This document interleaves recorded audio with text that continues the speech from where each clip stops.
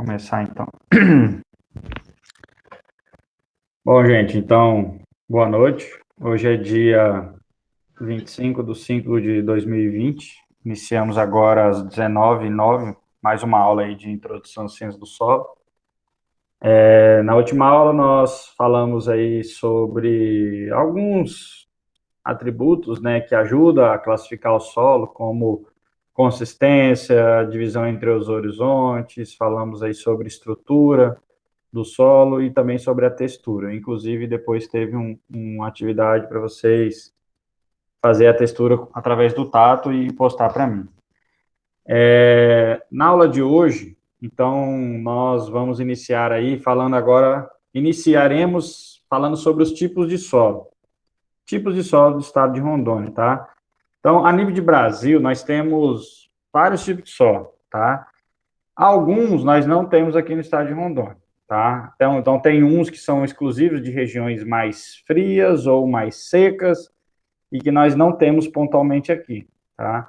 Talvez alguns desses tenha mais aqui na Amazônia, mas talvez no Acre, em outros locais, mas esses são três exatamente que a gente não encontra aqui em Rondônia, tá? Não são comuns. Um é o luvissolo, que é um solo mais comum nas regiões secas e áridas. Um outro é um solo chamado de neossolo regolítico, que também não há muita presença dele aqui nessa região. Chernossolo, é outro tipo de solo que não vai ser encontrado facilmente aqui, é mais regiões frias, onde há acúmulo de matéria orgânica bem intensa. E talvez um planossolo também, planossolo nátrico, eu não conheço aqui nessa região, porque são solos de regiões mais salinas e próximo de mangues e coisas desse tipo. Então, está mais no litoral brasileiro, nas regiões próximas ao litoral. No litoral, principalmente na região nordeste, né? E está nessa região aí. Se tiver mais algum que eu lembrar, eu vou falando aqui. Então, os nossos solos de Rondônia vocês vão conhecer, exceto esses 3 ou 4 aí, que a gente vai só dar uma comentada sobre, mas eu quero que vocês saibam ou tenham um conhecimento maior dos tipos de solo exclusivos da nossa região, que se propagam também para toda a região amazônica. E talvez seja também a região de amplitude maior de trabalho de vocês. Região amazônica, um pouco aqui do centro-oeste, que é o Mato Grosso, e também toda a região da bacia amazônica, vamos dizer assim, onde estamos inseridos e um pouco mais além, como no estado do Mato Grosso. Esses solos que eu falei também, dificilmente esses que eu coloquei aí não serão, não sei exatamente se não tem, mas eu acredito também não tem no estado do Mato Grosso, que é uma região aqui próximo da gente. Então vamos lá, compartilhar minha tela aqui com vocês para iniciarmos aí nossa aula. Então vamos lá. Se já estiverem vendo a minha tela aí, digo que sim aí. Estão vendo a minha tela? No meu computador? Sim, professor, tô vendo. Beleza, então. Bom, gente, então, para a gente começar, vamos estar falando um pouquinho sobre os solos do Professor, estado de Rondônia. Tá vendo, Fábio? desculpa aí, não, tô vendo. É porque assim, eu tô assistindo de dentro do carro, que eu dei uma atrasada, e já eu vou sair e entrar de novo no computador de casa, que eu tô chegando lá, beleza? Beleza, tranquilo. Então, para a gente iniciar, vamos começar aí falando sobre os solos do estado de Rondônia. Se você sair, Fábio, e entrar de novo pelo mesmo link, vai apitar para mim aqui, aí eu tenho que aceitar você para entrar, tá? Mas caso demorar um pouquinho, porque a gente já está aqui na aula falando, mas Não. não tem Beleza, problema mas não. eu tô encostando em casa, só que eu tô pelo celular ainda. Eu só vou abrir no lá a hora que eu chegar dentro do quarto. Então, beleza, Mas então. tô assistindo, beleza. Vamos lá, então. Bom, então vamos falar sobre os solos do estado de Rondônia. Esse mapa que está sendo mostrado aí, ele representa um pouco da variabilidade de solos. Essas manchas que vocês estão vendo aí são um pouco dos solos de Rondônia, tá? Ali tenta representar um pouco da questão do relevo também e toda a variação que acontece em razão do relevo, das diferenças de temperatura e de quantidade de água acumulada que vai dar em cada região e também das diferenças de chuva, de temperatura, enfim. Toda a diferença que é relacionada ao intemperismo de clima, relevo, rocha, vai dando manchas e variações de solo bem distintas, tá? Aqui em Rondônia a gente tem uma característica muito comum, que é nós temos, às vezes dentro da mesma propriedade, vários tipos de solo diferentes, várias manchas. Às vezes o produtor mesmo já fala, ó, aquela terra lá é mais fraca, aquela lá, outra de lá é melhor, ali meu gado engorda mais, aqui o gado vai... Então, às vezes você chega na propriedade, o próprio produtor, já pelo conhecimento dele, ele já consegue te direcionar nas regiões onde possivelmente ele, ao olhar dele, ele consegue enxergar onde são as terras melhores ou piores que ele considera dentro da propriedade. Claro que esse fato de se é melhor ou se é pior não é só relacionado ao tipo de solo, tem outras características, tá? Então, é melhor ou pior, mas para qual fim? Aí, dependendo da finalidade que ele busca, pode ser que uma terra seja boa para ele, mas para um outro produtor dessa mesma propriedade dele, se tiver uma outra finalidade, pode ser uma terra boa. Então, esse negócio de terra boa e ruim vai depender do que se busca, tá? Do que se quer produzir, qual é o objetivo dela. Bom, então vamos começar um pouquinho aí falando dessa questão da geodiversidade. O que é isso? Geodiversidade. Talvez todo mundo já tenha falado, ou escutado, ou lido em livros, sobre biodiversidade. Biodiversidade tem a ver com abundância, diversidade de espécies animais, vegetais, né, tudo que é biótico. A geodiversidade, ela não engloba a biodiversidade ela não engloba a diversidade de plantas e animais, né, como é a biodiversidade. Ela engloba a diversidade de solos. Claro que na formação e na existência dos solos, as plantas e os animais também estão inseridos, eles também fazem parte dessa formação, vamos dizer assim. Só que a geodiversidade, ela vai depender aí de várias características, tá? Então, quando a gente coloca aí conhecer os solos, conhecer os diferentes tipos de solo, eles são um instrumento aí muito importante para o planejamento, a gestão, né, a administração e o ordenamento territorial de uma região. Então, aqui em Rondônia mesmo, a gente tem as regiões de solos mais propícios para plantio, as regiões de solos menos favoráveis. Então, nós temos aqui o que a gente chama de aptidão de terras, tá? As terras com maior, média ou menor aptidão para uso agrícola, tá? Isso também não é só ver se a terra lá o solo é fértil ou não. Não, isso aí tem a ver com outras características que não vai só em questão do tipo de solo. Também tem a ver com as regiões que já foram exploradas há muito tempo, tem a ver com a questão das leis ambientais, com terras indígenas. Então, dizer que uma terra ela é favorável a um cultivo, ela depende de uma série de características. Inclusive, aqui em Rondônia, nós temos o chamado zoneamento socioeconômico ecológico do estado de Rondônia, que é onde coloca terras em 3 zonas, zona 1, zona 2, zona 3, tá? A zona 1 seria as áreas totalmente utilizáveis aí para vários fins, a zona 2 cai já nas terras parques nacionais ou algumas regiões que se enquadram nessa questão, e a zona 3 já seria mais as chamadas terras indígenas, né? A grosso modo seria isso, o que predomina. Então, as terras da zona 1 são as que a gente estamos, na maioria dos municípios inseridos, é onde se busca, né, as maiores atividades de trabalho. Pode ser que nessa zona 1 tenha terras boas e terras ruins para algum tipo de cultivo, mas nós, como engenheiros agrônomos, nós não podemos falar que uma terra é ruim, a gente pode falar que o solo ali ele é menos favorável a determinado cultivo, mas com certeza ele vai ter alguma coisa que ele é favorável. Vamos entender bem sobre isso aí tudo. Então, a geodiversidade, ela busca melhorar a questão da organização, ela busca conhecer a diversidade de solos, isso na área de geologia, a prevenção de desastres naturais, na hora de saúde, ver qual é os solos que tem a questão de que pode ser contaminado e aqueles que têm a capacidade de absorver melhor poluentes, na área de meio ambiente a mesma coisa, né? O pessoal da engenharia ambiental pode trabalhar com a parte de, como a gente chama, de depuração de poluentes, então tem solos que têm essa característica de absorver melhor algum tipo de produto e coisa desse tipo. Se fala em solos com relação a mudanças climáticas também, que eu acho que é uma coisa meio que meio que supérflua.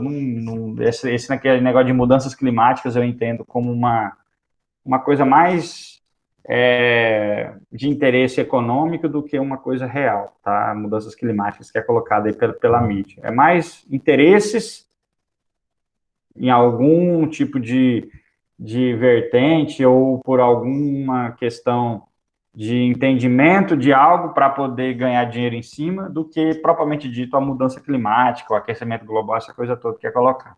Isso a gente vai ver lá na climatologia, que é uma outra disciplina que a gente aborda mais esse assunto. A questão de agricultura, né? Então a geodiversidade ela vem para ver quais são os solos melhores e mais propícios a determinado tipo de agricultura. Nas obras de engenharia, isso já faz parte da engenharia civil. Para determinar políticas públicas, como eu falei para vocês, tem o zoneamento econômico ecológico do estado de Rondônia, onde determina as áreas que são passíveis de uso e as que não é para ser usada. Então isso é definido dentro do território. Para a questão de educação, né, como um todo, e a questão de potencial geoturístico, que é o que a gente tem aqui na nossa região, tá? Várias regiões turísticas e também essas regiões, elas mais conhecidas e mais exploradas. Então, existe um livro chamado Geodiversidade do Estado de Rondônia. Esse livro, ele fala de todos esses aspectos aí, tudo que a gente está colocando, e mostra também os locais turísticos aqui que a gente tem no nosso estado. Bom, então, o que a gente coloca aí sobre potencialidades relacionadas ao uso do solo, tá? Eu vou estar, de vez em quando, dando uma fechadinha no slide, assim, só para poder aceitar quem está entrando na reunião, tá? Então, vou permitir mais um. Potencialidades referentes ao uso do solo. Então, aqui nós temos duas áreas, tá, gente? Duas áreas que são cultivadas a cultura da soja, tá? Então, nós temos ali à esquerda uma área de latossolo vermelho, que é um tipo de solo aí bastante comum na região lá de Chupinguaia, Corumbiara, mais lá para o sul do estado de Rondônia. Ao lado direito, nós temos aí uma outra área, tá? Que é também de um solo cultivado aí com a cultura da soja, tá? Superfície plana, no topo da Chapada dos Parecis, tá? Toda aquela região lá de Vilhena, não sei se para quem conhece aí no eixo da BR, antes de chegar em Vilhena tem o trevo que vai para Colorado do Oeste, ali que fica uns, sei lá, acho que uns 10, 15 quilômetros antes de Vilhena, tem um trevo que vai para Colorado, às direitas, né?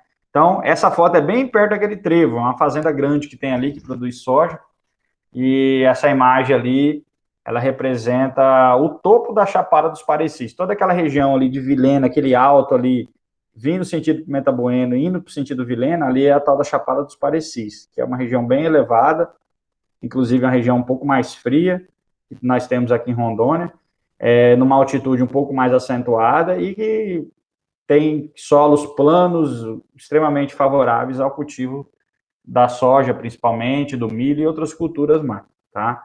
É uma região mais elevada, consequentemente, é uma região que possivelmente vai ser um pouco mais fria. Inclusive, que essa friagem que chegou em Rondônia esse final de semana, lá em Vilhena, eu estava vendo no jornal hoje, chegou a 11 graus.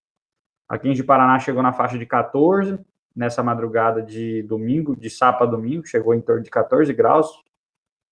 Eu tenho um termômetro, eu coloquei aqui em casa às 11 da noite. Eu estava aqui, fui lá fora, coloquei lá um pouquinho, deixei ele estabilizado, deu 16 graus, isso às 11 da noite. Provavelmente na madrugada chegou aí aos 14 mesmo, deve ter caído bem a temperatura. Então, nós aqui estamos em torno de 180, 200 metros de altitude. Então, nós estamos aqui um pouco mais baixo, mesmo assim chegou nessa faixa dos 14 graus. E lá em Vilhena, por estar na região mais elevada, tende a esfriar ainda mais um pouco, tá? Não é tanta coisa a mais, mas é um clima um pouquinho mais ameno e isso é até favorável lá para quem gosta de um lugarzinho mais fresco, lá é o lugar de se morar. Bom, aqui são outras áreas, tá vendo, gente? Tudo é cultivado de soja. Então, aqui é um latossolo vermelho, essa do lado direito aí é um outro solo que não está falando aí, mas eu acho que é um latossolo vermelho-amarelo. Aqui já é um cultivo de soja em regiões com concreções ferruginosas, que é todo aquele monte de cascalho ali. região de Rolim de Moura, entre Cacoal e Rolim de Moura tem muito desses solos aí, solos bem cascalhentos, bastante presença de cascalho. Aqui em Paraná, na região daqui, eu não sei exatamente onde tem esse solo bem cascalhento, mas com certeza deve ter também em algum lugar. Eu sei que ali pro lado de Médici, ali eu já vi umas áreas ali para dentro, umas linhas ali que eu não sei o número, esses solos mais cascalentos. Ou seja, aqui só estamos mostrando, tipo assim, vários tipos de solos e a soja ela está enfiada em todos eles, ou seja, ela dá conta de se desenvolver em solos de diferentes tipos. Claro que tudo isso tem que ser escolhido aí a variedade, a cultivar mais adequada, que se adapta melhor a condições de solo e clima daquela região, tá? Então, esse solo aí é um solo lá de Cerejeiras, tá? Na região ali do Cone Sul, e Cerejeiras já tá descendo um pouco a chapada dos Parecis, né? Já está um pouco lá na região mais baixa, mas é uma região aí que tem muita produção, né, dessas grandes culturas. Aí já é uma outra área, tá? Isso aí já é uma soja cultivada em depósitos arenosos, tá? O que seria depósito arenoso? São solos bem arenosos que também a soja foi plantada nessa região. Então, com certeza, numa área dessa, dá para produzir? Dá. Qual é a vantagem de uma área arenosa? Que ela dificilmente ela vai ter problema de atolar trator, de afundar máquina. Então, é uma cultura que eu posso plantar ela, eu consigo colher ela mais fácil do que num solo muito argiloso, né? Um solo muito argiloso, ele retém muita água, vira aquelas poças de lama, às vezes para enxugar demora. Então, o solo arenoso, ele tem uma drenagem boa, né? Facilita tanto na hora de plantar, de mecanizar esse solo, quanto na hora de retirar a cultura dali. Qual é a dificuldade desse solo arenoso? É um solo mais pobre, né? Quimicamente falando. Então, ele tem mais dificuldade, o produtor vai gastar mais com adubação, com calcário, essa coisa toda. Aqui do lado direito já é uma área de solo bem vermelho, argissolos, na região da Fazenda Juliana, quem conhece aí na região de Chupinguai, uma fazenda também muito grande, muito conhecida nacionalmente, não só em Rondônia. A Fazenda Juliana talvez seja a fazenda mais, assim, acredito que é das mais organizadas do ponto de vista de gestão a nível de Rondônia, e uma das maiores também a nível de Brasil. Ela, se não me engano, essa fazenda ela tem 60 mil hectares de terra. Ela tem produção de bovinos, confinamento, produção de soja e de milho. Soja e milho que eles produzem, uma parte vai para o próprio confinamento, outra parte é vendida. O boi que eles confinam aí. Essa fazenda, inclusive, ela tem hoje 100 mil cabeças de gado. Essa fazenda, 100 mil cabeças de gado é o que ela tem. Na década de 90, essa fazenda ela foi feita a filmagem da novela O Rei do Gado. Não tem naquela novela O Rei do Gado que o Rei do Gado fica girando lá com o cavalo no meio da boiada? Aquela filmagem foi feita naquela época na Fazenda Juliana, no ano de 1995, 1996. Então, pra vocês verem o potencial que essa fazenda já era naquele tempo. Né? Hoje naquela época ela já tinha na faixa de 20, 30 mil cabeças de boi. Hoje ela tem 100, tá? Só o confinamento deles acho que tem em torno de 50 mil cabeças de gado. No confinamento, fora o gado a pasto, né?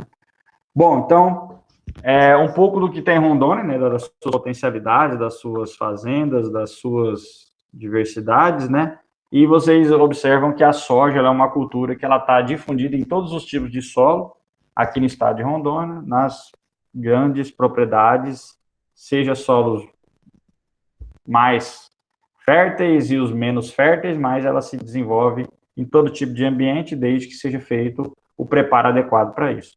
Então, isso aí é uma foto na região de Cerejeiras, essa soja no depósito arenoso, esse solo é um chamado neossolo quartzarênico, esse solo da esquerda, e o solo da direita, aí na Fazenda Juliana, onde acabou de plantar essa soja, ela está começando a desenvolver, esse solo aí é um argissolo. Então, esse solo aí, nesse caso, é um argissolo vermelho, mais avermelhado um pouco aí. Falando um pouquinho sobre os solos e os riscos geológicos, tá? Então, existe solos, as erosões, os problemas, tá?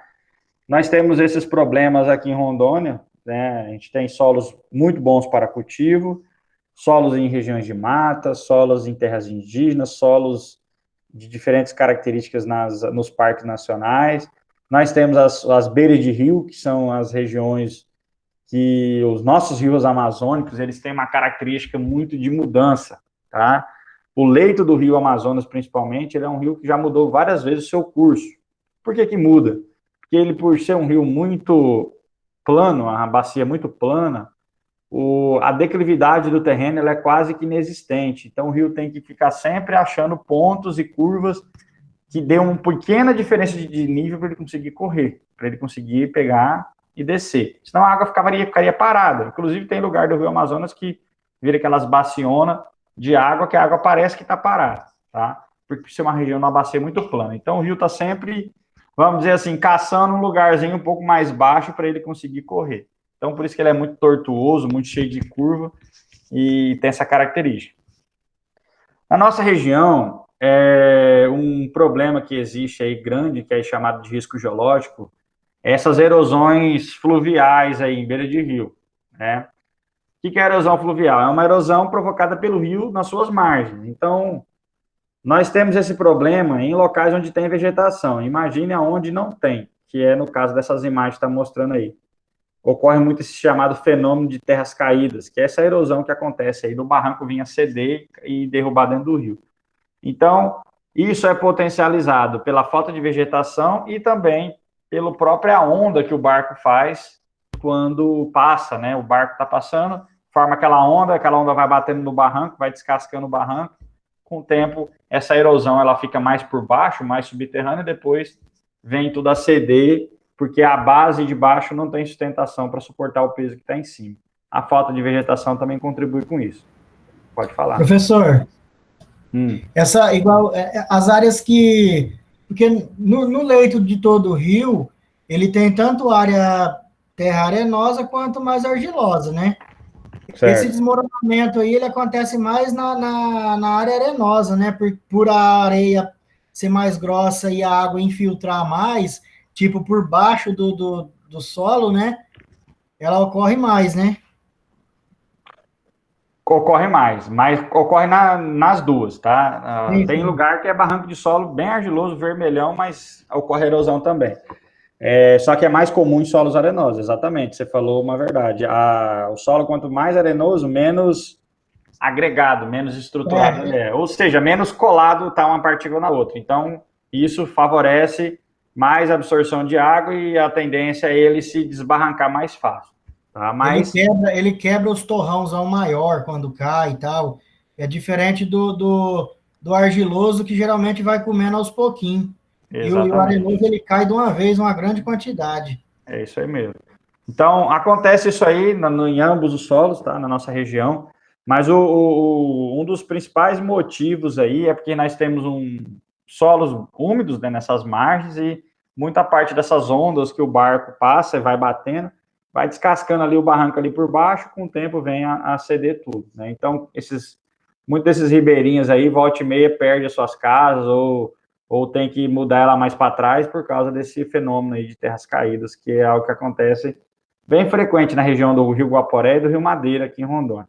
Tá? Essa foto da esquerda no Rio Guaporé, lá na região de Pimenteiras, inclusive nessa região tem um tal do Festival de Praia, tem muita gente que vai para lá, que é muito frequentado, muito badalado, né?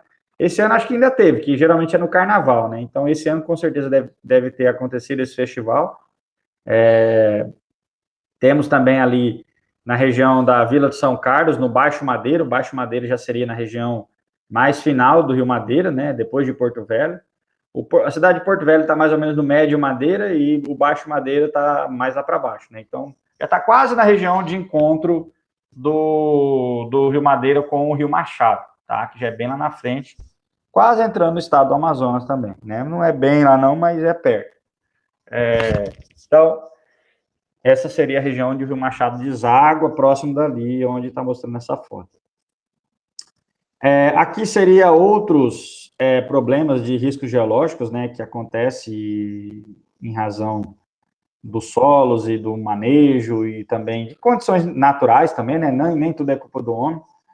O homem às vezes potencializa. Nesse caso aqui, o barco passando ali tende a potencializar esse efeito, mas isso também pode acontecer de forma natural.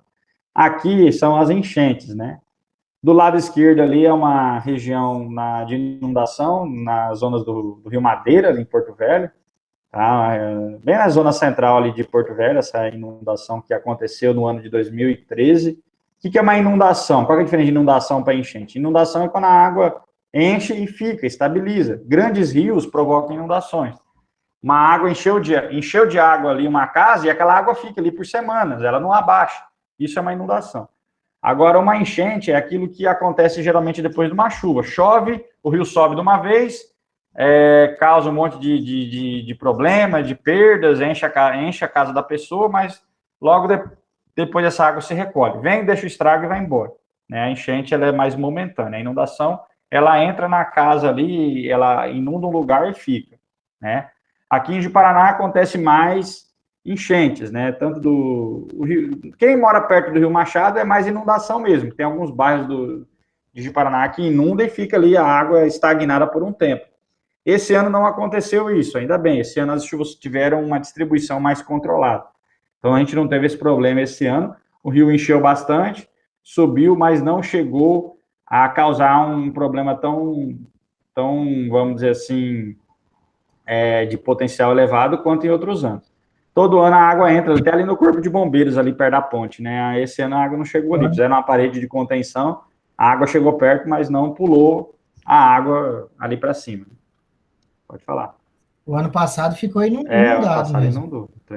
Juntou. Ano passado, essa Clóvis Arraes aqui, que é descendo perto da casa do adubo ali, ficou uma semana sem conseguir passar.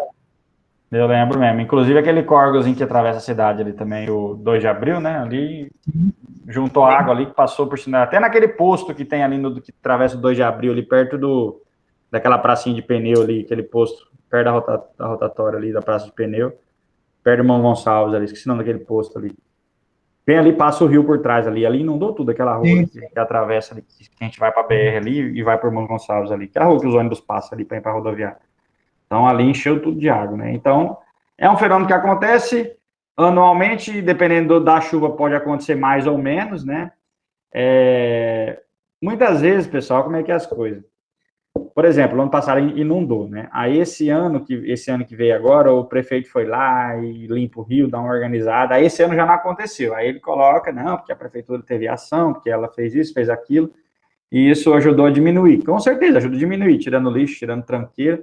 Mas esse ano foi fato que também choveu menos. Então, com certeza, às vezes, se tivesse chovido um pouquinho mais do que o ano passado, nem adiantar muita coisa a limpeza, não. Ela ajuda, mas quando é para inundar, se eu tenho solos extremamente impermeabilizados, como é o caso dessa região aí que a gente está falando, solos muito asfalto, então a água não tem para onde drenar, ela vai tudo para o leito do rio e acaba transbordando. Então, o solo é a caixa de absorção de água de uma chuva. Aqui são outras regiões, tá? Isso aqui é uma região lá em Pimenta Bueno. Esse fenômeno chamado de arenização. Ali pro lado de Pimenta Bueno acontece muito isso daí, naquela região do chamado Marco Rondon. Marco Rondon é uma região ali, mais ou menos uns 60 quilômetros de Pimenta Bueno, sentido Vilhena, numa região alta ali, já na Chapada dos Parecis. Aquela região ali chama de Marco Rondon, porque ali foi onde Rondon botou uma estação daquelas telegráficas, né, para comunicação, lá na década quando Rondon passou, em 1913, 14, sei lá. Então, naquela época, ele colocou uma estação telegráfica ali, e ali chamou de Marco Rondon, né, eu tinha uma em Vilhena, tinha uma ali, depois tinha outra em Pimenta, e foi vindo. Foi subindo, e foi metendo a foice até chegar em Porto Velho, né, o bicho era danado. Então, essa região de arenização aí, ela é uma região onde tem solos extremamente arenosos, mesmo com vegetação, mesmo com mata, tem alguns locais ali que tem problema de erosão. Essa região do lado esquerdo aí, que ali tem muito chamado neossolo quartzo-arênico, que é um solo arenoso de cima e embaixo.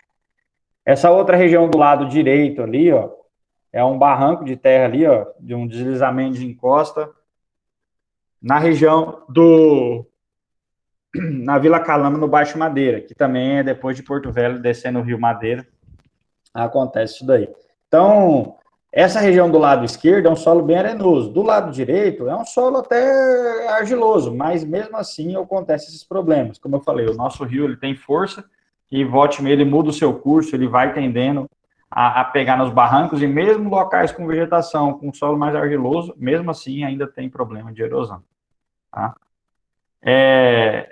Essa imagem aí, gente, demonstra um pouquinho da geomorfologia do estado de Rondônia. O que é geomorfologia? Geomorfologia é uma representação do relevo em corte, tá? Então, para vocês olharem aí, nós temos o chamado P2, vocês estão vendo aí escrito P2, e o P1, o corte P2 e o corte P1. O que seria o corte P2? O corte P2 é eu pegar o estado de Rondônia e fazer uma fatia nele, pegando geralmente de Vilhena até Porto Velho, cortando a região de Vilhena a Porto Velho, meio que como se fosse acompanhando o eixo da BR. Não exatamente no eixo da BR, mas como se fosse. Porto Velho está um pouquinho para cima ali. O corte P1 é pegando lá da região de Machadinho até a região de Costa Marques. Seria cortando Rondônia nas duas faces. Para que fazer esse corte? Para a gente entender um pouquinho do relevo. Vou passar o próximo slide, vocês vão entender isso aqui. Cada mancha dessa daí representa um tipo de relevo, de elevação, de chapada, por exemplo, né? Então, a parte amarela lá, a parte amarela é uma planície fluvial do Rio Madeira, ou seja, uma região de baixada, de planície. Já quando a gente vem aqui para o lado de Vilhena, mais para baixo ali, ó, já tem ali os chamados planaltos sedimentares, tem aquela região azul ali, que é a chamada Depressão Pimenta Bueno, que é já uma região de descida. Tem ali os chamados tabuleiros da Amazônia. Então, cada lugar desse aí, cada mancha dessa daí é um tipo de ambiente, um tipo de altitude. Só para vocês entenderem mesmo. Então, olha aí um pouquinho da geomorfologia de Rondônia. Nós temos aí, olhando primeiro esse corte de cima aqui, ó, Machadinho do Oeste. Todo mundo conhece Machadinho? Já foi? Sabe para que lado tá? Machadinho está aqui, ó, nessa região aqui, ó, do corte P1 aqui, ó, P1 linha aqui, ó. Eu só morei lá 15 anos. Ó, região de Machadinho, esse aqui é o corte que pega de Machadinho até Costa Marques, esse é o primeiro corte de cima aqui, ó. Então, olha lá, ó, pegando de Machadinho, lá em Machadinho passa o Rio Machado, né, por isso tem esse nome também, ou Rio de Paraná, porque passa aqui, né, então tem esses dois nomes, Rio Machado ou Rio de Paraná. Lá em Machadinho, na cidade de Machadinho, ali tem uma região de solo plano, não é uma região de relevo muito acidentado, como aqui para o lado já de Ouro Preto, essa região aqui. Então, ali é uma região de relevo um pouco mais suave. Tem locais de morro, mas é menos. Tá? Depois, vocês observam que no corte, ó, conforme a gente sai desse chamado escudo sul-amazônico, que é o tipo de relevo daquela região, aí tem essas regiões aqui, ó, elevadas aqui pelo meio, tá? Seria mais ou menos por aqui o corte, ó, a gente olhando por aqui, tá vendo? O corte de Rondônia, chegando aqui do P1 até P1', tá? Então, a gente vai indo no sentido de Machadinho, aí tem Ariquemes, toda essa região é uma região um pouco mais plana.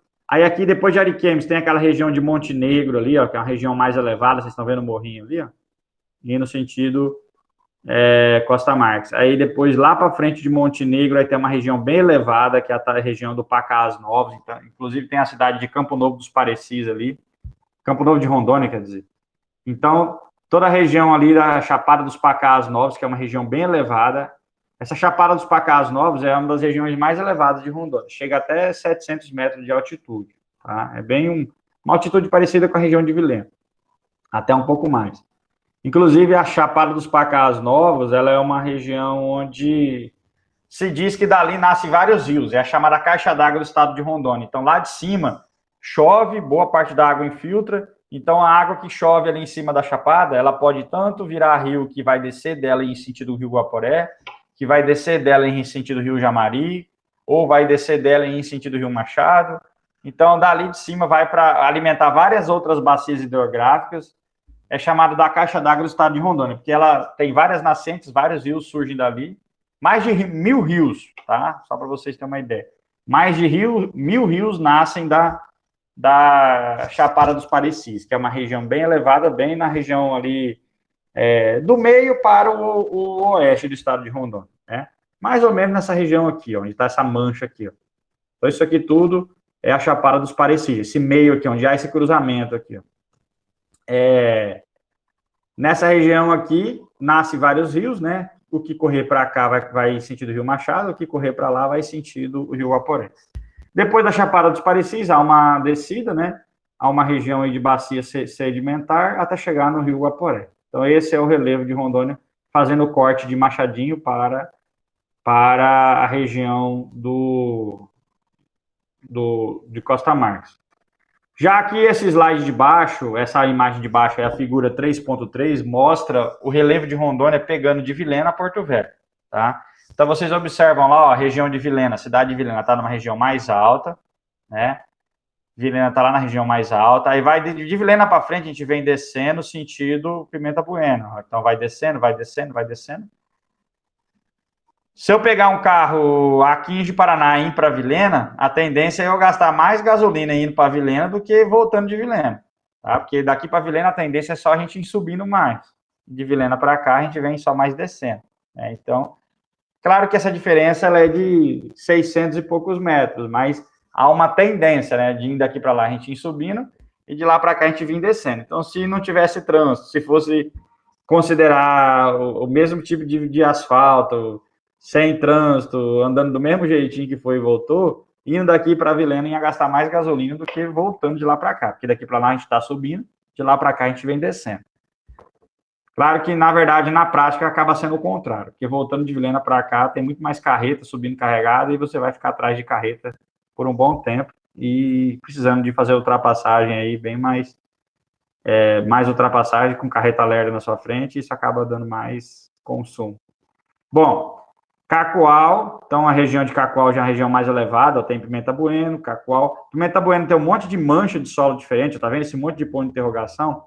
Por Pimenta Bueno ser uma bacia de sedimentação, então vários sedimentos de solos vieram da região mais elevada da Chapada dos Parecis, foram descendo e se acumulando na região de Pimenta Bueno. Então, Pimenta Bueno tem solo roxo, tem solo arenoso, tem solo chocolate, tem de todo tipo, tá? Quando a gente vai para Cacoal, já é uma região que já tem algumas serras, já é um pouco mais rochoso, e isso favorece até solos com a fertilidade um pouco melhor, região de Cacoal. Ji-Paraná já é uma bacia de sedimentação também, já tem esse chamado escudo sul-amazônico, então tem solos variáveis, né? Aqui já é a região de Ouro Preto, depois de Ji-Paraná, esse morrinho que vocês estão vendo aí. Depois de Ouro Preto tem uma região ali com um relevo mais tranquilo, depois já vem a região de Jaru, que é um outro relevo mais acidentado. Depois de Jaru para frente, você já tem a região de Ariquemes, que já é uma região com relevo também mais suave ondulado. E depois já indo para frente de Ariquemes, região de Itapuã, para frente, já é a região de relevo mais plano, até na cidade de Porto Velho. Então, essa seria a representação do relevo aí dentro do estado de Rondônia. Você chegou numa propriedade, tá? Eu quero saber como é que é o relevo dessa propriedade, eu quero imaginar o que eu vou fazer nessa propriedade, para que lado que a água corre, o que eu vou fazer? Ou eu ando na propriedade, ou eu uso de programas e artifícios que me ajudam a isso. Então, eu apresentei para vocês o relevo do estado de Rondônia, mas a gente pode também, gente, usar programas de computador para ajudar a gente nesse sentido, tá? Todo mundo tem esse programa aqui instalado no computador de vocês? O tal do Google Earth. Vocês têm instalado esse programa aí? Tem ou não?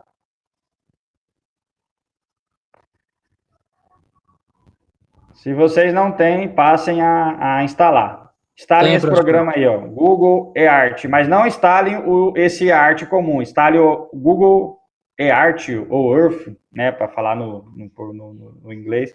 Google Earth Pro seria a forma mais melhor do Google para vocês usarem, tá? O que tem nesse programa? Tá? Então, por exemplo, gente, vocês querem acessar uma região, ver o relevo dela e tudo mais, né?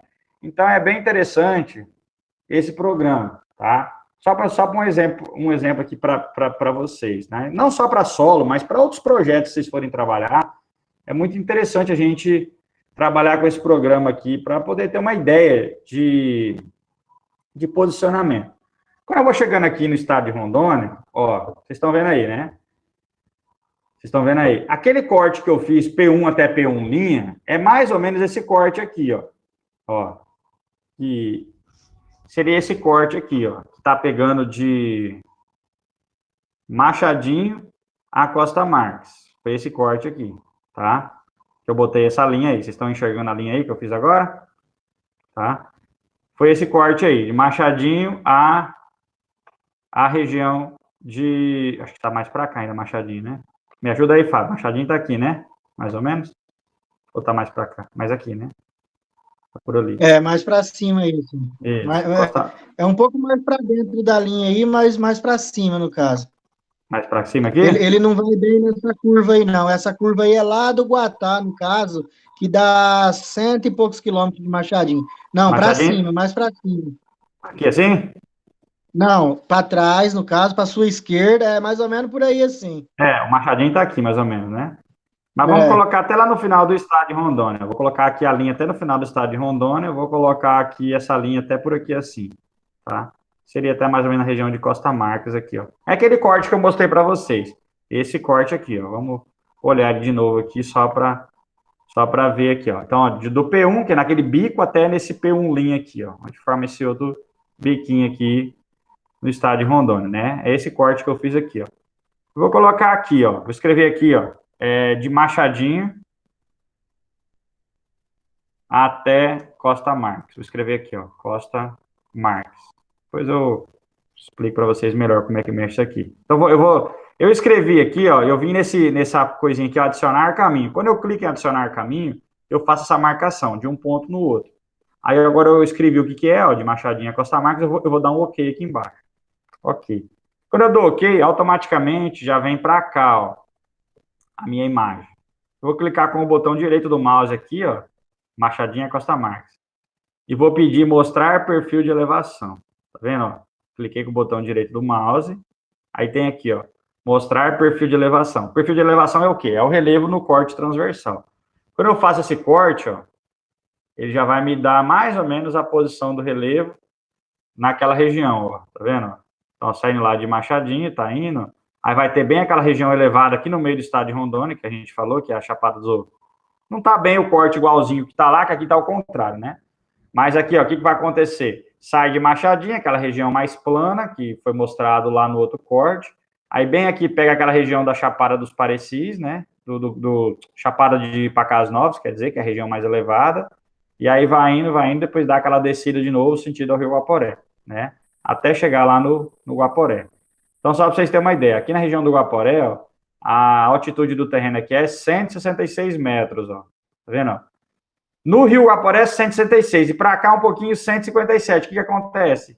Quando o rio enche, vai alagar. Então, por isso que ali em volta do Guaporé dá muita bacia de alagamento, né? Que é uma região, às vezes, mais baixa que o rio. Aí você sobe, ó, começa a subir a chapada aqui, ó. Lá no topo da chapada, é porque eu não peguei bem certinho a imagem, mas tem lugar que chega a 750 metros de altitude, né? Então, são regiões bem elevadas. E lá, chegando no Machadinho, em torno, de novo, de 160 metros de altitude. Tá? Então, esse seria o chamado corte, pegando de, mais ou menos, aí de Machadinho a Costa Marques. Vou fazer um outro corte agora. Vou fazer um outro corte agora, pegando de Vilhena a Porto Velho, que nem estava mostrado naquela outra imagem, ó.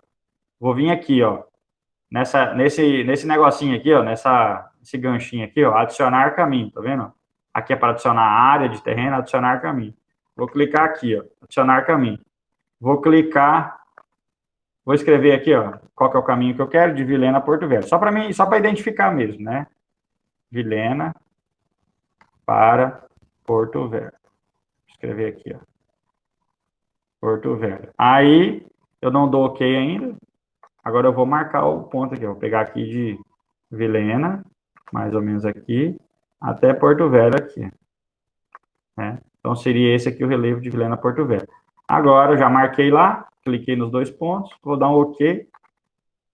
Dei OK, automaticamente vem para cá, ó, Vilhena para Porto Velho. Aí eu vou fazer o quê? Vou clicar com o botão direito do mouse novamente, vai aparecer isso aí, eu vou descendo, vou aqui em mostrar perfil de elevação. Então, aqui vai mostrar novamente, ó, de Vilhena a Porto Velho. Então, Vilhena, ó, região da Chapada dos Parecis, a região mais elevada, depois vai caindo, vai descendo aqui, ó, pro lado de Cacoal, de Paraná, vai descendo. Não tá pegando bem no eixo da BR certinho, tá? Então, às vezes fica um pouquinho diferente do que a gente conhece dentro da BR. Mas o que acontece? A região de Vilhena é a região mais alta, depois vem descendo, Cacoal, Paraná, vai subindo, então já é uma região de um relevo um pouco mais plano, né? Com algumas ondulações, até chegar na região de Porto Velho, que é aquela região lá mais plana, né? Que é uma região já menos acidentada. Então, isso aqui, gente, serve bastante para a gente se orientar, tá? Claro que isso aqui que eu fiz é um corte muito grande, né? Numa propriedade, eu quero saber como é que é o relevo de uma propriedade e tudo mais, eu não preciso de fazer um negócio desse tamanho, tá? Eu faço um negócio menor, né? Só para vocês terem uma ideia aqui, ó, eu vou mostrar uma área que eu já tenho salvo aqui, ó. A área da Bacia do Hugo, isso aqui é numa propriedade de um colega meu que estourou uma barragem lá da propriedade dele.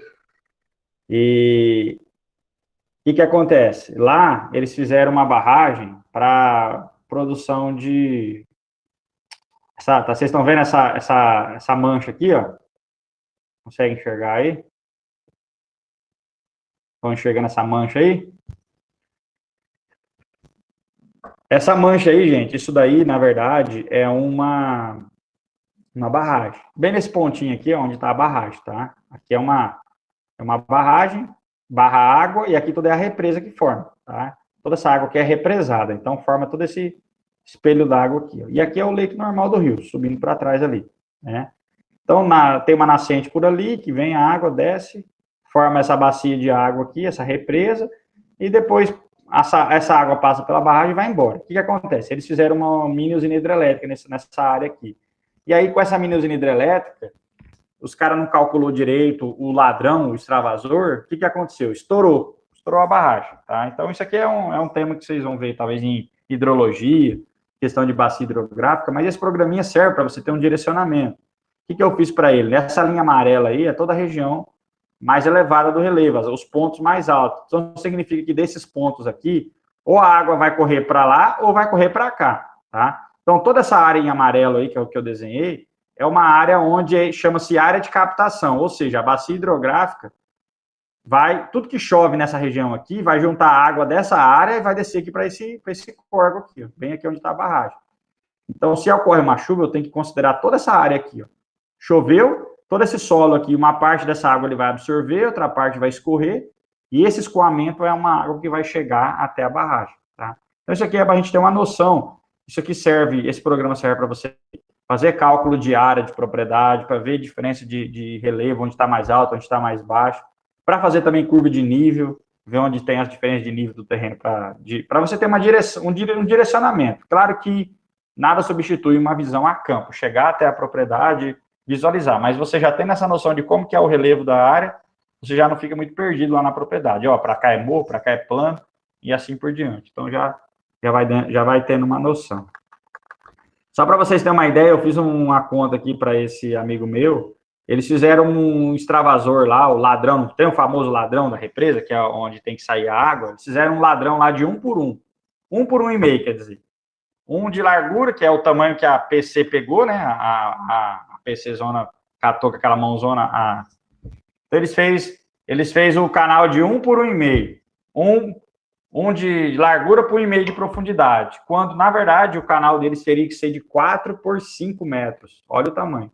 4 metros de largura por 5, o tamanho de uma sala, de um quarto quase. Deveria ser o tamanho do canal. Eles fizeram um canalzinho curto, onde veio a chuva e derrubou tudo, levou a barragem que eles fizeram embora. Então, esse é um problema de um negócio mal dimensionado. Tá? Esses programas dão bastante informações aí, bem interessantes. Esses dias atrás, lá na minha propriedade, eu não tinha achado a água ainda de um rio que tem lá, que tinha uma capoeira lá, que eu nunca tinha descobrido a água. Aí, o dia que a gente descobriu foi por causa do celular, que eu consegui descobrir com esses programas aqui. Eu coloquei no GPS, no celular, e bati lá onde estava esse rio, e aí a gente fez com a esteira, foi com o trator, quebrou a capoeira e conseguiu chegar no rio. Né? Então, tudo isso aqui ajuda, né? A gente tem esses programas aí para facilitar a nossa vida, tá? Só para mostrar aqui para vocês, ó, essa seria o lugar que eu estou falando para vocês, ó. Eu não conseguia achar o rio de jeito nenhum, aí eu achei esse rio aqui, ó, tá vendo? Rio onde achou, tá vendo? Então, é nesse ponto aqui que tem o rio, E aí, isso aqui é uma capoeira que o trator limpou e a gente conseguiu acessar aqui o lugar do rio, tá? Para o gado poder beber água, beleza? Bom, então, são algumas ferramentas aí que ajudam um pouquinho a gente a se localizar e entender um pouco, não é só falar de solo, falar dessas coisas, mas a gente tem que entender todo um contexto da coisa. Bom, seguindo aí, gente, vamos falar um pouquinho sobre os componentes do solo. O solo é formado basicamente de 3 componentes: sólido, líquido e gasoso, tá? Então, qual que é a parte sólida do solo? A parte sólida seria o quê? Todas as partículas minerais, são as argilas, as areias, o silt. A mistura de partículas minerais são as partículas sólidas. A matéria orgânica também é uma partícula sólida. Então, você tem matéria orgânica mais minerais. Isso aí forma os sólidos do solo. Depois, dentro do solo, o que a gente tem? Dentro do solo, ali é uma imagem aqui representando dentro do horizonte B do solo, que é naquela região onde a gente faz a classificação. O horizonte B desse solo, ele começa mais ou menos ali a uns 30 centímetros, 30, 35 centímetros aproximadamente, né, onde pega esse horizonte aqui. Nesse horizonte ali, nós temos uma parte que é líquida, outra parte que é gasosa. Então, dentro do solo, nós temos os poros. Os poros podem estar sendo preenchidos por água ou por ar, que são os gases. O que é o ar? É nitrogênio, oxigênio, CO2. Então, quais são os gases que compõem o solo? Todos os gases que a gente tem aqui no ar nosso, que a gente respira, também vai estar lá no solo. Claro que a diferença de concentração é um pouco... A diferença de quantidade é um pouco diferente, né? Tipo assim, CO2. O fato de o solo lá embaixo ter muita respiração, muita decomposição de matéria orgânica, então os micro-organismos estão liberando muito CO2. Então, a tendência é no ar do solo, dentro do solo, o ar que compõe o solo, ter uma porcentagem de CO2 maior do que a porcentagem de CO2 que tem aqui no ar que a gente respira, tá? Lá no ar do solo tem menos oxigênio do que aqui no nosso ar que a gente respira, tá? Então, só para vocês entenderem um pouco sobre isso. Então, o solo é formado por partículas sólidas, por partículas líquidas, que é, no caso, a água que está no solo, e gasosa. Geralmente, a gente chama aí de um solo agricultável ou um solo que a gente pode considerar extremamente fértil, com características de boa fertilidade, que seria um solo agronomicamente perfeito, vamos dizer assim. Esse solo agronomicamente perfeito, ele tem que ter, pelo menos, olha essa pizza aí, ó, metade de partículas sólidas, e a outra metade seria de poros, tá? Então, você tem um solo que tem 50% de sólidos, 50% de espaço vazio, tá? De poros. Esses poros vão estar preenchidos por água ou por ar, tá? E a parte sólida vai ser minerais e matéria orgânica, tá? Então, o famoso solo agronomicamente perfeito, ele teria em torno de 46% de material inorgânico, que seria as argilas, as areias, os minerais do solo em geral, tá? A terra mesmo. Depois, nós teríamos em torno de 4 ou 5% de matéria orgânica. Então, você imagina, 46% de minerais, 4% de matéria orgânica, deu 50%. Mais os outros 50% seria de água mais gases. Esses outros 50% vão ser de água, ou seja, 25% de água e mais ou menos 25% de gases, que seria o ar do solo. Então, o solo agronomicamente perfeito, ele vai ter essa mistura aí, né? Em torno de 50% de sólidos mais a matéria orgânica em torno de uns 4%, já está ok. E a parte dos poros vão estar 25% preenchido por água, 25% preenchido por ar. Aí uma raiz de uma planta vai absorver água, vai respirar numa boa, sem nenhum problema. Quando chove, o que acontece? Quando chove, a água que a chuva infiltra, que o solo infiltra, vai fazer o quê? Vai preencher o espaço vazio ocupado pelo ar, pelos gases. O que vai fazer? Vai expulsar o ar dali, vai ficar preenchido por água. Então, quando o solo fica cheio de água, ou encharcado, que a gente chama, ele não vai ter praticamente nada de ar. Ele vai ter 50% praticamente de líquido, só de água.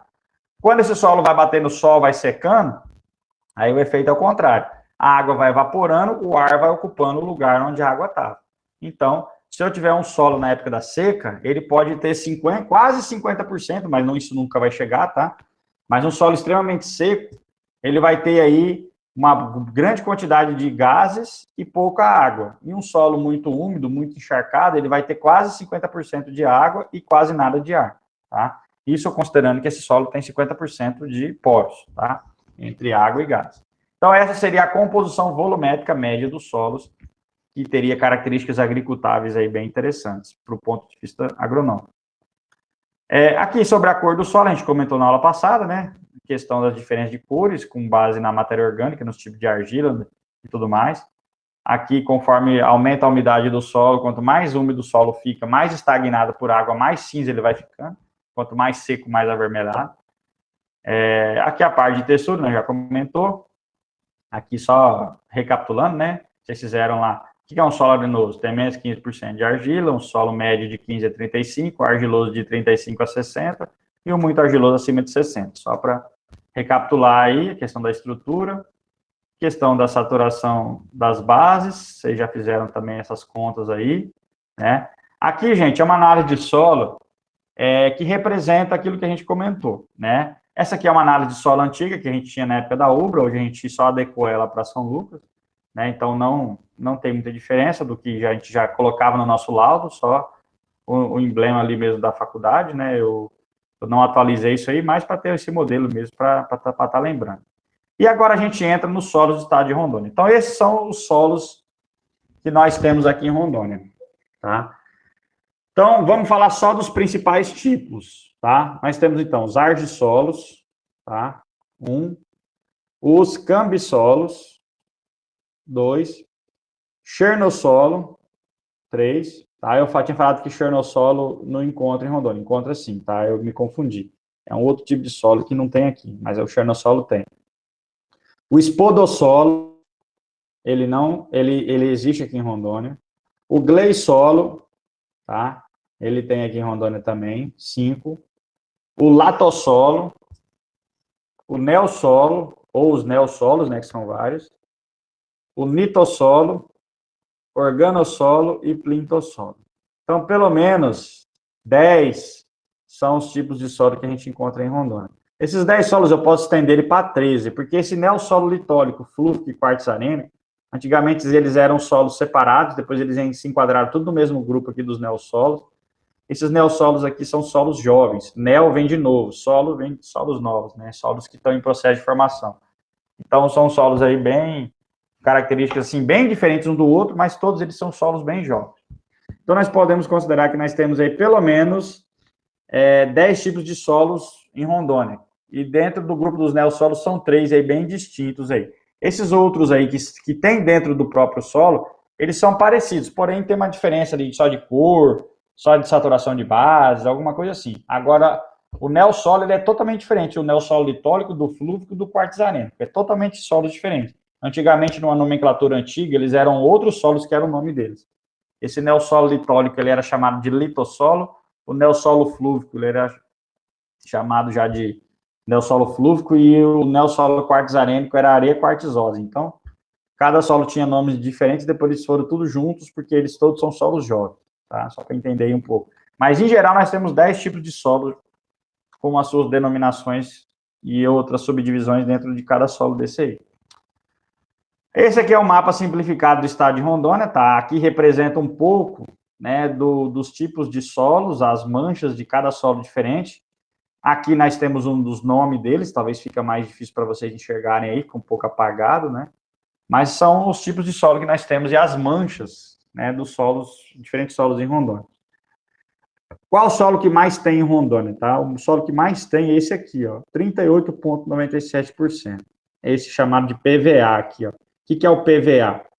Argissolo vermelho e amarelo. É o solo que mais predomina aqui no estado de Rondônia. Argissolo vermelho e amarelo. Tem 39% do território de Rondônia tem composto desse solo. Os argissolos, em geral, são os solos que mais tem em Rondônia, tá? É argissolo, depois é latossolo, depois vem vindo os outros, tá? Mas o argissolo é o que mais tem predominância no estado de Rondônia, é o solo que mais tem comum aqui. Vamos entender um pouquinho da característica de cada um e saber como é que é a diferença entre eles. E vamos estar vendo imagens também para vocês entenderem para quando você estiver em algum lugar, você está sabendo que tipo de solo que ele é. Então, esse é o mapa de solo do estado de Rondônia simplificado com as suas manchas. Por que chama de simplificado? Porque, às vezes, a imagem, ela coloca aquilo que predomina na região. A gente sabe que numa propriedade, eu digo que o que predomina em Ouro Preto e em Paraná é a argissolo. Mas quando eu chego na propriedade, lá pode ter uma mancha de cambissolo, lá pode ter uma mancha de neossolo litólico. Então, pode ter outros solos em menor quantidade que o mapa em si não consegue pegar, porque as diferenças são de manchas, né? Então, a gente chama de mapa de solo simplificado porque ele coloca e aborda aquilo que predomina naquela região. Bom, então vamos começar a falar um pouquinho dos solos que não tem horizonte B. Vamos falar aqui sobre o primeiro, tá? O que é o solo que não tem horizonte B? Ele, do horizonte A, ele já cai direto no horizonte C. Ele não teve tempo de desenvolver o horizonte B. Então, são solos mais jovens, menos desenvolvidos, tá? O que é um solo sem horizonte B? Então, esse que não deu tempo de formar o horizonte B. Do A cai no C ou já cai direto na rocha. Vamos ver quais são esses solos. Só para recapitular, né? Então, temos o neossolo litólico. Antigamente, solos litólicos são solos rochosos, tá? Antigamente era chamado, hoje ele é chamado de neossolo litólico. Antigamente ele era chamado de litossolo, tá? Tem os chamados solos aluviais. O que é solos aluviais? São aqueles de região de baixada, de beira de rio. Então, tem esse solo chamado de neossolo flúvio. Todos esses neo têm nome neo porque é chamado de novo, solos jovens. Temos aí os chamados solos hidromórficos, tá? Que são de ambientes também que ficam aí saturados por água uma boa parte do ano. Os organossolos e os gleissolos têm essas características. E temos as areias quartzosas. E a gente está falando de Rondônia, tá? Que eram os chamados areias quartzosas antigamente, hoje são chamados de neossolo quartzarento. Esses solos tiveram uma mudança na nomenclatura de 2006 para cá, 2005 para cá. Então, eram solos que tinham nome, depois houve uma atualização na nomenclatura e viraram esses nomes que eu estou falando para vocês. Inclusive, o mapa de solo do estado de Rondônia, se vocês pegarem da SEDAN, ele está desatualizado, ele está com a nomenclatura antiga. Esse que eu tenho e que a gente tem num livro, eles já são os nomes atuais, tá? Já com a nomenclatura nova. Bom, então vamos lá, vamos falar desse primeiro tipo de solo aí. Acho que todo mundo já deve ter visto, né, esses solos pedregosos aí, cheio de rocha. Esse é o chamado neossolo litólico, tá? O que é o neossolo litólico? O neossolo litólico, ele é um solo que ele vai apresentar contato com a rocha dentro de, no máximo, 50 centímetros, você já encosta na pedra. Então, você fez uma escavação. Se você está vendo que já é tudo pedra aí, a rocha está aflorando na superfície, já sabe que é um neossolo litólico. Mas tem lugar que não, tem lugar que você vê por cima é solo, só você escavando para você chegar na rocha. Então, se esse contato com a rocha der dentro de 50 centímetros, no máximo 50 centímetros, isso é uma característica aí dos chamados neossolo litólicos, tá? Ele vai ter um horizonte A ou um horizonte O ístico, que é chamado, horizonte O ístico é de ambiente que umedece alguma época e tal, e tem algum acúmulo de matéria orgânica. Esse horizonte A vai ter menos que 40 centímetros, tá? Geralmente vai cair do horizonte A, já cai direto no horizonte C, que é aquele horizonte de rocha fragmentada, misturado com material mineral, e depois já cai direto na rocha. Ou, às vezes, ele é do horizonte A, já cai direto no horizonte C. Nesse CR ou direto na rocha mesmo. Já do A cai direto no R, que é a rocha, tá? Na camada R. Então, esse solo, geralmente, ele tem uma pequena profundidade. Então, ele é um solo raso, ele não favorece cultivos de culturas com sistema radicular profundo, porque tem muita pedra. Então, é um solo mais indicado mesmo para pastagem, tá? Não vai dar condições suficientes para culturas de sistema radicular muito profundo. Então, eu posso plantar uma pastagem, eu posso plantar aí um milho, um arroz, culturas de sistema radicular mais raso. O problema desse solo é que ele está numa região mais inclinada, ondulada, e tem muita pedra. Então, também, mecanização aí é difícil, tá? Você vai mexer com trator aí, esquece. Um solo desse aí, para você cultivar ele, o plantio tem que ser manual, ou com boi, ou com matraca, né? Um plantio mais no sistemão antigo mesmo. Mecanização agrícola aí, esquece. Mexer com essa área aí, deixei virar capoeira, vou meter a esteira e quebrar lá. Esquece esteira também, esteira não vai conseguir andar em cima dessas pedras. Então, é um tipo de área que depois de desmatada, não pode deixar abandonada, que se ela virar capoeira, vai ter que cortar na foice ou no motosserra depois de novo, né? É uma área que não pode deixar voltar, vamos dizer assim, a vegetação nativa. Agora, se na propriedade eu tenho uma área dessa de pedra e tem uma outra área de solo melhor para fazer os meus cultivos, que deixa essa área aí de reserva, né, para ser a reserva da propriedade, se caso na lei ambiental não estiver atendendo, eu deixo essa área de reserva e vou trabalhar nas áreas que tem mais facilidade de manuseio, porque essas áreas estão inclinadas e cheias de pedra, então é difícil de trabalhar. Claro que tem propriedade que 100% é assim. Essa propriedade desse meu amigo mesmo, onde estourou a barragem que eu falei para vocês, lá é tudo desse jeito aí, a propriedade inteira, de pedra e morro. Então, não tem muita opção. Lá é usar o que tem para pecuária mesmo, é tudo capim, e é o que ele trabalha lá e pronto. E é uma área que ele usa também para... E eu usaria para a usina hidrelétrica. Né? Vão arrumar lá e vão tirar um recurso com a usina hidrelétrica lá, a mini usina hidrelétrica. Então, esse é o tal do neossolo litólico. Aí, mais algumas imagens dele, ó, isso aí é na região... Essa foto aqui, ó, da direita, da região de Ouro Preto, ó, neossolo litólico desenvolvido em Ouro Preto, e em relevo ondulado e suave ondulado. Então, a parte mais alta ela é relevo mais ondulado, essa parte mais aqui embaixo já é um relevo um pouco mais suave, lá na região de Ouro Preto. Esse aí é na região de Ouro Preto ainda, ó, colinas de neossolo litólico associado a cambissolo rochoso. Então, logo depois do neossolo litólico, costuma ter um outro solo chamado de cambissolo, que é um solo que já tem um pouco de horizonte B. Ele já teve desenvolvimento de horizonte B. O neossolo litólico, não. Ele não tem formação de horizonte B. O cambissolo já vai ter. Então, você vai ter o neossolo litólico nas regiões mais elevadas do relevo. Conforme vai descendo, já vai ficando numa região mais plana, já vai favorecendo o intemperismo, já tem condições de desenvolvimento de horizonte B. Tá? Então, esses solos são muito suscetíveis à erosão, difícil... por quê? Porque ele não tem muita infiltração de água, então o que bate de chuva ali não tem muita infiltração, porque tem pedra, então a água fica sempre correndo por cima. Né? Se tem capim, se tem pedra, ele está sempre a água correndo mais por cima. E isso favorece muito a erosão, porque se a água não infiltra, ela vai ficar correndo pela superfície. E a superfície é uma superfície inclinada, então isso ajuda muito a provocar erosão. Então, são solos suscetíveis à erosão em virtude da pequena espessura aí do relevo. Da pequena espessura do solo e do relevo onde ele se localiza, que é um relevo bem inclinado. Então, ele é indicado mais para área de reserva, ou se já está desmatado, para área de pastagem mesmo. Tá? Do lado direito aí já é um neossolo litólico lá na região de Pimenta Bueno. Aí, como eu falei para vocês, Pimenta Bueno tem solo de todo tipo. Então, na região ali das pedras é neossolo litólico e mais abaixo um pouco é o chamado cambissolo. Esse cambissolo já tem horizonte B, mas é um horizonte B meio, não muito espesso, não muito profundo. Beleza? Aqui nós temos uma representação a nível de Brasil. Então, o neossolo litólico ele tem em 7% do território brasileiro, tá? Vai estar nas regiões de topo de morro, nas regiões serranas, mais predominantemente falando. No estado de Rondônia, ele corresponde a 3,5%. Tá? Então, no Brasil tem 7%, no território, considerando o território como um todo. No estado de Rondônia, em torno de 3,5%. Então, esse solo ele tem uma predominância até pequena, mas existe, quase toda a propriedade tem um pouco dele, mas tem. Beleza? Neossolo flúvico. Esse aí eu vou deixar para a semana que vem. Já é 8h17, né? Agora já fica o horário do intervalo de vocês e depois o horário da atividade, né? Neossolo flúvico, ele é um solo de beira de rio, tá? De locais de bacia de sedimentação, é o local onde eu formo várias camadas de sedimentação. Então, vamos falar dele, então, semana que vem. Então, nós vamos falar primeiro dos neossolos, depois nós vamos entrar nos outros tipos de solo. Primeiro, os solos jovens, depois nós vamos entrando nos solos conforme vai evoluir. Beleza, gente? Então, esse é o neossolo flúvico. Vamos falar dele semana que vem. Então, hoje vocês falaram somente sobre cheguemos até o neossolo litólico. Beleza?